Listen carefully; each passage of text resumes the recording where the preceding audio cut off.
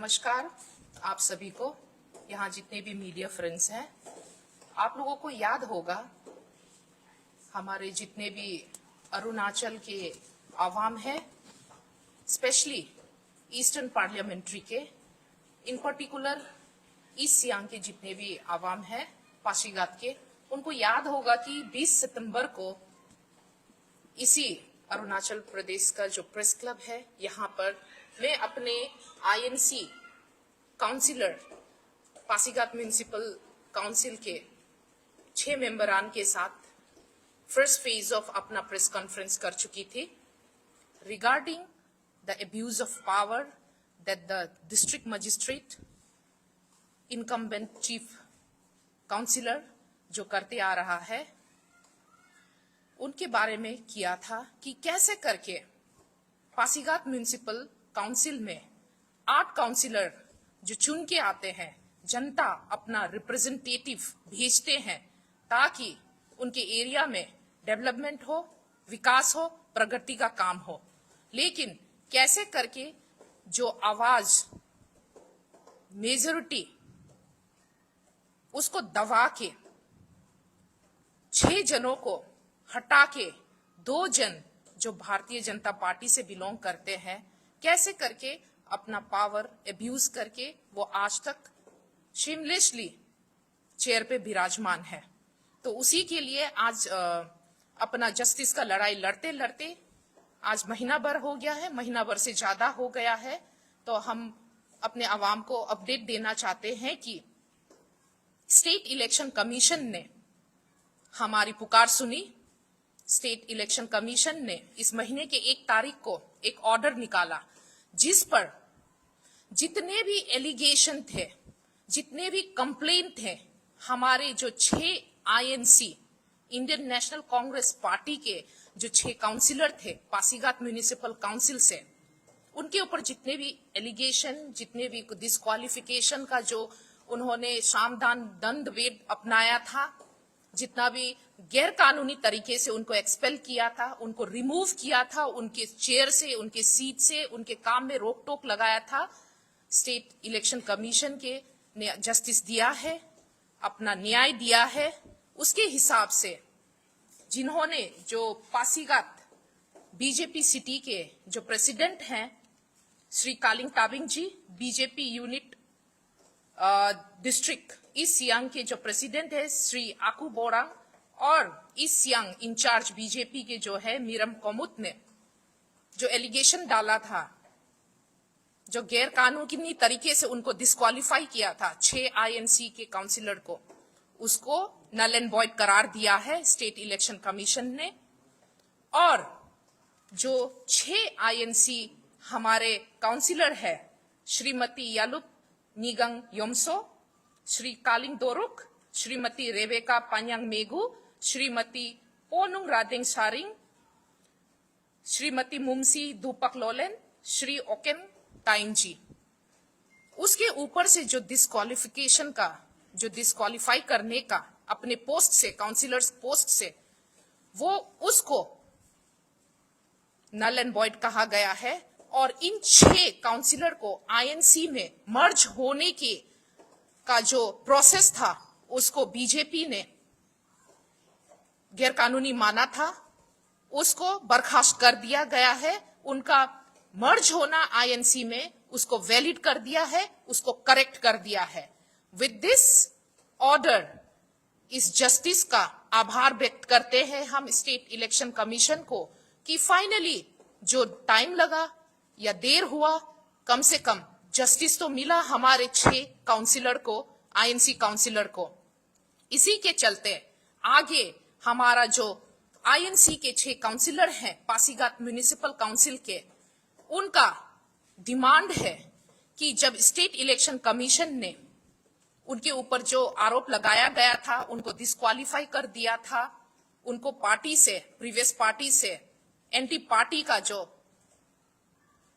Allegation लगा के उनको एक्सपेल कर दिया गया था, वो सबको अगर एक डिस्पोज कर दिया, नलीफाई कर दिया, एंड उनको, उन 6 जनों को आईएनसी का एक कानूनी इलेक्टेड सेलेक्टेड काउंसिलर माना है, तो उनका डिमांड है कि नो कॉन्फिडेंस मोशन का जो रिक्विजिशन उन्होंने सबमिट किया है डिस्ट्रिक्ट एडमिनिस्ट्रेशन के पास और member secretary of municipal council के पास, उनको एंटरटेन किया जाए, उनको अलाउ किया जाए। उसी हिसाब से इन 6 जनों को गवर्नमेंट वहां का जो म्युनिसिपल काउंसिल का जो गवर्निंग बॉडी फॉर्म करने दिया जाए, क्योंकि अगर डिले किया जाएगा तो वहां का डेवलपमेंट का काम रुका रहेगा।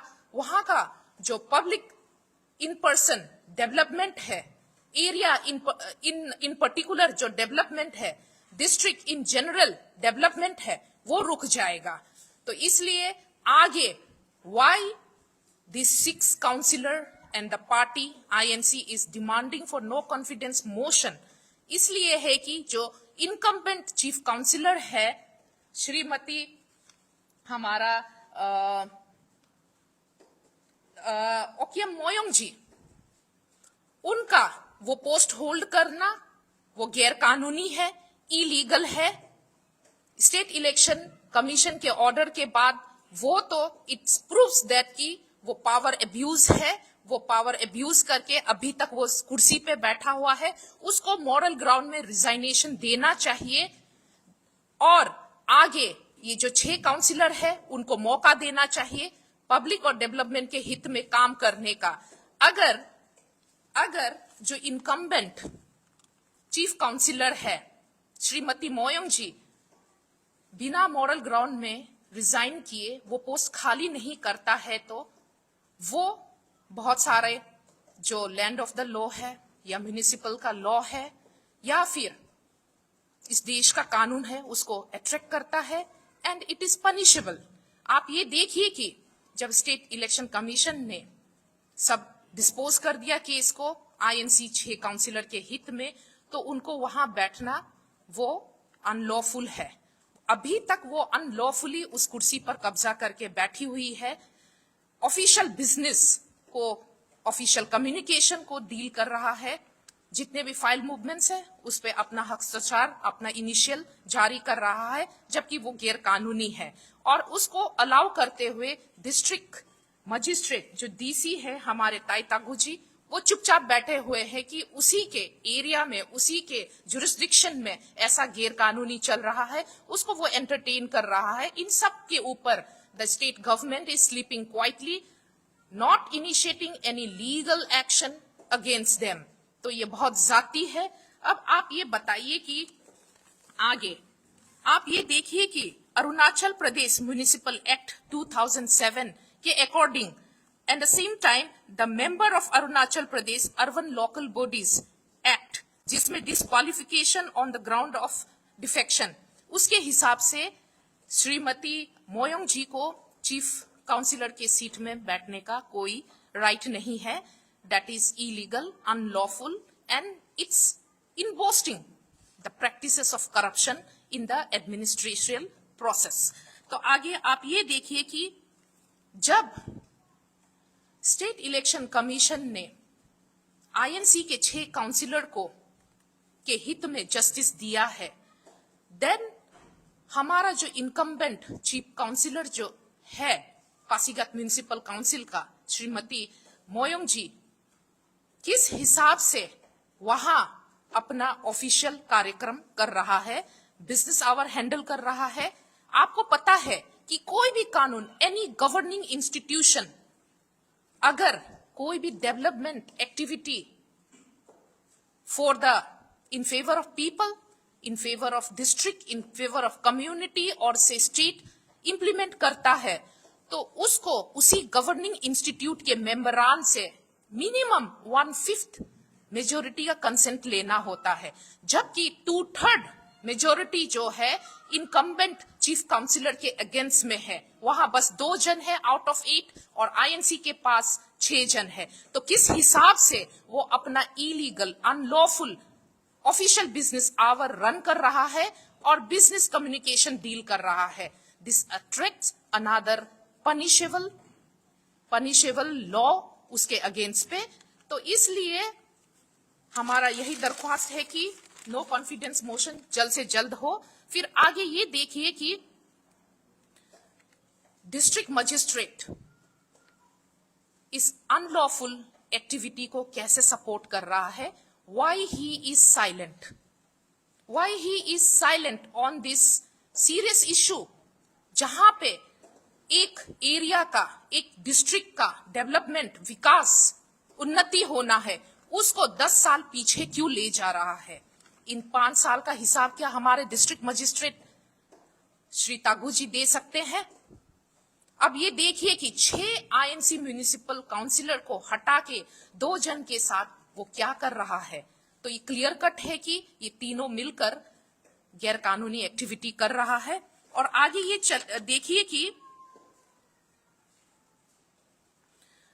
देखिए कि the member of Arunachal Pradesh urban local body act के हिसाब से any member of any political party 2/3 majority के हिसाब से कोई भी पार्टी में मर्ज हो सकता है। जैसे कि पासीघाट म्युनिसिपल काउंसिल का एग्जाम्पल ले लीजिए, उसके अगेंस्ट कंप्लेन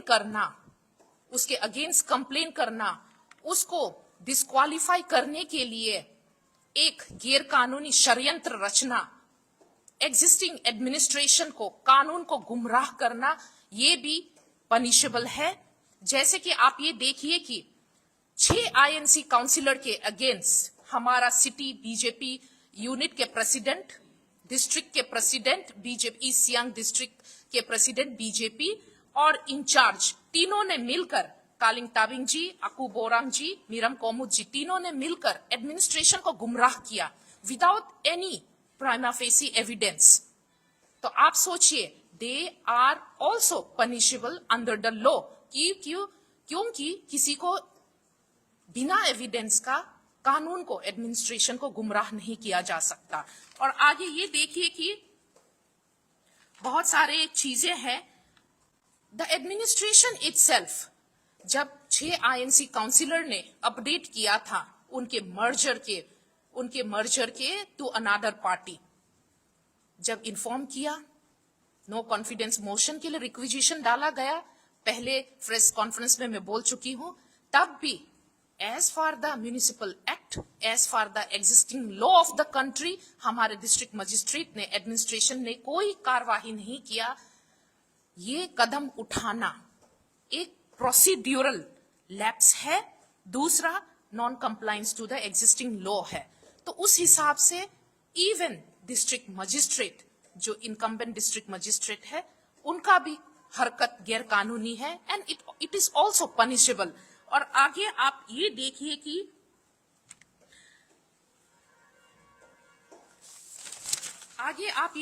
कि ऐसा अनलॉफुल एक्टिविटी करके कौन सा डेवलपमेंट किया जा रहा है। वहां मेजोरिटी का कंसेंट नहीं है, जैसे कि मैंने कहा कि 1/5 मेजोरिटी कंसेंट चाहिए, जबकि 2/3 को हटा दिया गया है। तो कौन सा डेवलपमेंट का काम किया जा रहा है वहां, कौन सा ऑफिशियल बिजनेस डीलिंग हुआ जा रहा है? क्या ये करप्शन को बढ़ावा नहीं दे रहा? क्या ये भ्रष्टाचार का जो कल्चर है उसको प्रमोट नहीं किया जा रहा? Why the state government is sleeping over it quietly? Why the district administration is also involved in this part of illegality, unlawful activity?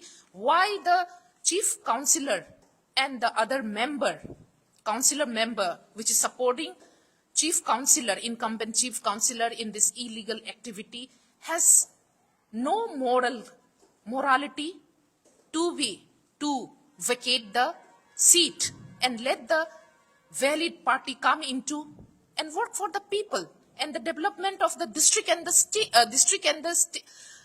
area there.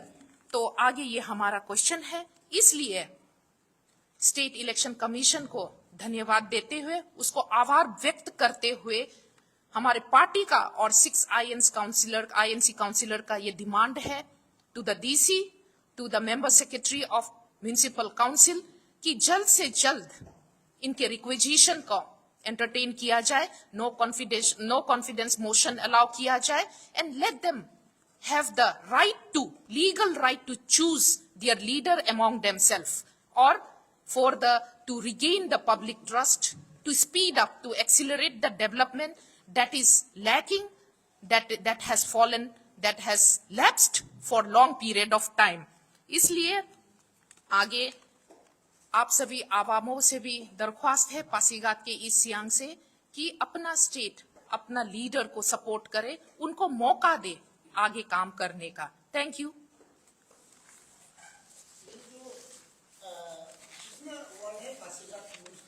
आठ, पहले 12 था, 4 हटा दिया.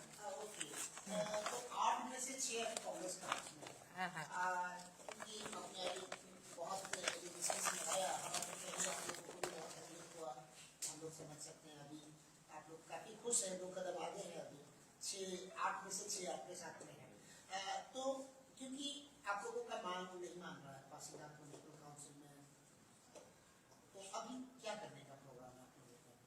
देखिए, हमारा तो यही है कि स्टेट इलेक्शन कमीशन पे कंप्लेंट दिया गया था 3 जन ने, भारतीय जनता पार्टी के 3 कार्यकर्ता ने. तो उसी हिसाब से हमने भी वो चैलेंजेस फेस किया है and finally we came out victorious. तो आगे हमारा ये है कि जब स्टेट इलेक्शन कमीशन ने क्लियर कट हर चीज का डिस्पोज कर दिया है and we are victorious, our councillor are victorious, let them form the local urban body, governing body and let them work for the people. इतने उनकी जो वर्ड है, सी दे हैव 2 एंड इस साइड में 6 जन है. तो इस वार्ड में कितना काम रुक गया है, वो काम को रुकना नहीं चाहिए आगे बढ़ाने के लिए. तो late the 6 INC councillor, municipal councillor have the right, legal right. Actually they are legally right anyways कि उनको अपने बीच से chief councillor, deputy chief councillor form करके फटाफट काम करने का मौका दिया जाए. वो प्रोसेस को क्या कहते हैं, नो कॉन्फिडेंस मोशन. तो उसी का ही डिमांड है, उसी का अपील है हमारा. तो 3 तरीका है अभी, क्योंकि चेयर पे दूसरा पार्टी का आदमी बैठा हुआ है.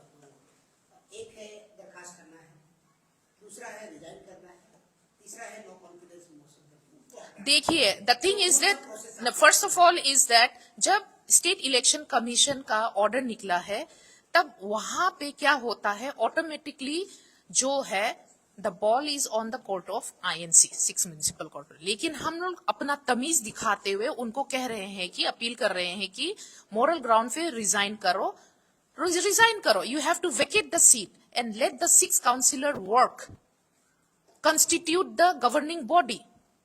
वही है, उसमें 3 ऑप्शन है ही नहीं. जब स्टेट इलेक्शन कमीशन ने ऑर्डर जारी कर दिया, they are existing as a chief councillor, null and void है टोटली.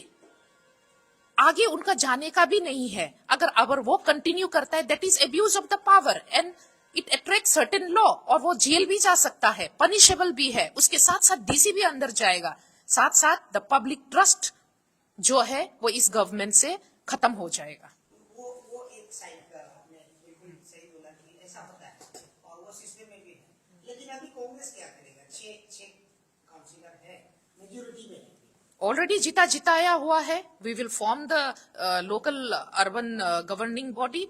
6 जन, हमारा 2/3 मेजोरिटी है. स्टेट इलेक्शन कमीशन ने क्लियरली डिस्पोज कर दिया है एंड दैट की ऑर्डर भी निकाल दिया है इन फेवर ऑफ 6 काउंसिलर. उसमें क्लियर कट लिखा हुआ है. तो इसलिए आगे वही है जो कानून के हिसाब से जो होगा. नो कॉन्फिडेंस मोशन कब करना आप लोग? We have already started the process.